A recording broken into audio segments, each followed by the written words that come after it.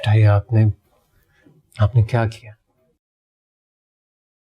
मैं एक्सपेक्ट नहीं कर रहा था कि आप अपनी मामा से इस तरह बदतमीजी करो। आपने अचानक से इतना कुछ कह दिया।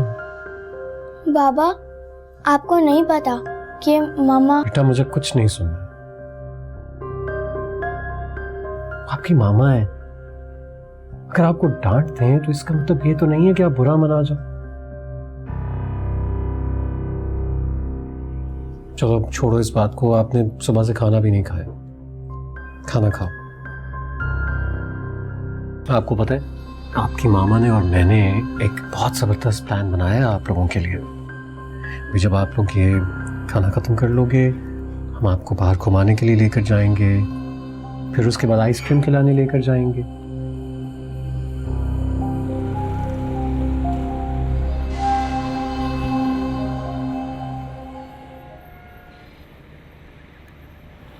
खुदा का शुक्र है, वरना मैं तो डर ही गया था। डर तो मैं भी गई थी, शुक्र है अहमद ने सबको संभाल लिया। अब मुझे आमना के दिलो दिमाग से सब कुछ मिटाना होगा। अभी तो मुझसे वो संभाली ही नहीं जा रही। अच्छा तुम्हें परेशान होने की जरूरत नहीं है। अब जब भी तुम्हारे बच्चे करोगे मैं नहीं आऊंगा। नहीं रेहान तुम प्लीज अब मेरे घर मत आना, बल्कि कुछ दिन के लिए हम मिलते ही नहीं है ना। ये तुम क्या कह रही हो? हम फोन पे तो बात करेंगे ना। हला हम इस तरह सुबह भी तो मिल सकते हैं।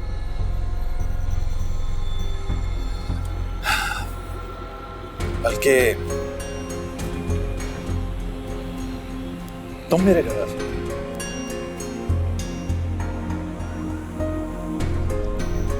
अच्छा ठीक है।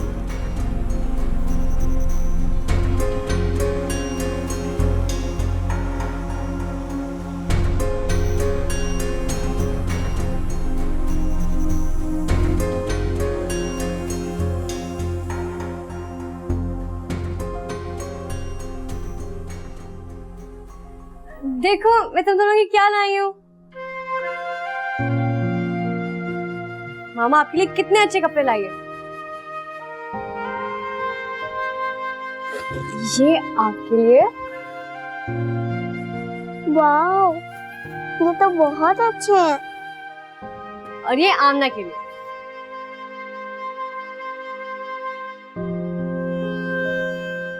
अच्छा है ना। चलो अब जल्दी से नहा के ये पहन लो, पापा आएंगे तो वो भी बहुत खुश होंगे देख के। ठीक है मैं पहन के आती हूँ।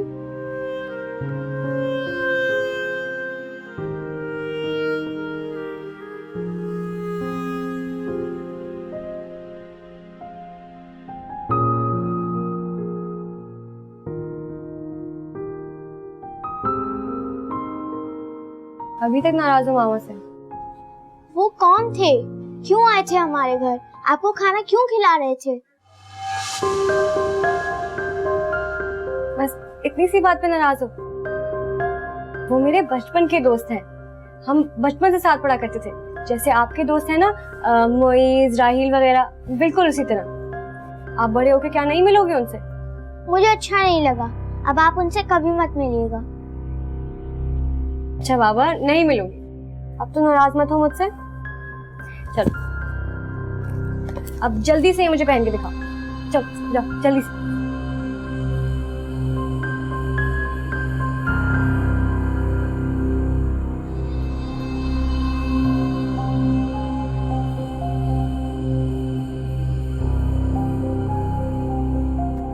आमना की टीचर तो बहुत परेशान है, कह रही थी उसे कुछ समझ नहीं आ रहा। ना सिर्फ आमना की परसेंटेज क्लास में गिर गई है, बल्कि वो अटेंटिव भी नहीं। इनफैक्ट उसने अपनी सारी फ्रेंड्स के साथ उठना बैठना भी छोड़ दिया। आई थिंक हमें जल्द अज जल्द किसी साइकोलॉजिस्ट को कंसल्ट करना चाहिए।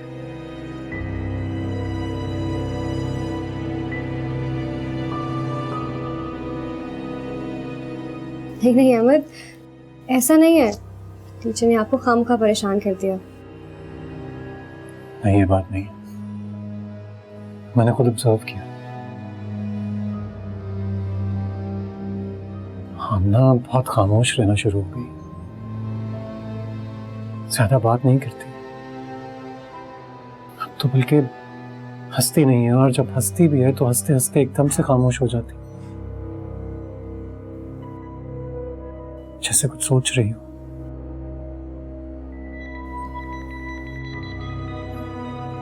न जाने मेरी बेटी के दिल में क्या चल रहा है।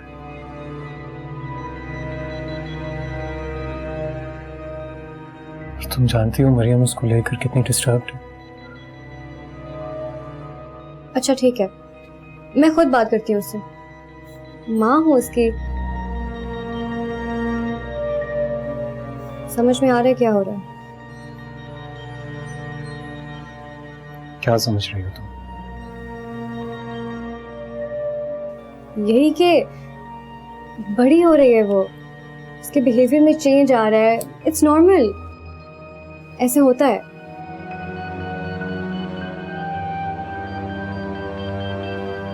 तो बहुत ही अच्छा हो जाएगा अगर तुम उससे बात करोगी तो। तुम माँ हो उसकी, प्यार से उसे हैंडल कर सकती हो और उससे पूछ भी सकती हो कि उसके साथ क्या प्रॉब्लम है। तुम ऑफिस के लिए निकलो, तुम्हें देर हो रही है। हाँ,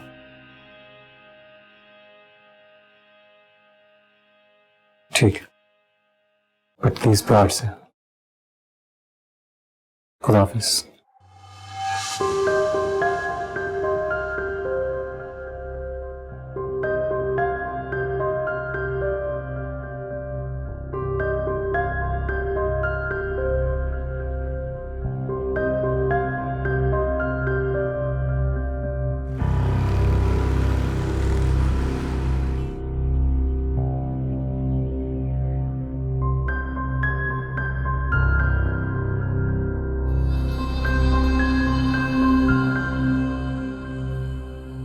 उन्होंने तो मुसीबत ही कर दी है मेरे लिए। हर वक्त यही डर लगा रहता है कि कहीं कहीं कोई हंगामा ना खड़ा कर दे। जब तक घर पे होती है तब तक मैं टेंशन में ही रहती हूँ। नायला प्लीज रिलैक्स करो। वो एक छोटी सी बच्ची डिस्टर्ब हो गई है, कुछ नहीं होगा, सब कुछ ठीक हो जाएगा। मैं कभी नहीं चाहती थी कि किसी को भी पता चले। जानती थी मैं कि ये लोग मेरी जिंदगी अजाब कर देंगे।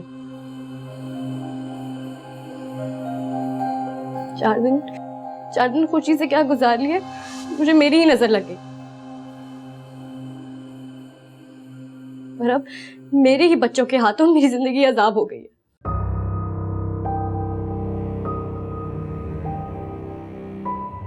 फिर स्कूल से वापस आ जाएगी और फिर वही माहौल बन जाएगा। नायला प्लीज प्लीज रिलैक्स करो। तुम जानती हो मैं तुम्हें परेशान नहीं देख सकता। मैं सिर्फ तुम्हारी आंखों में खुशी की चमक देखना चाहता हूं। Please give me a smile.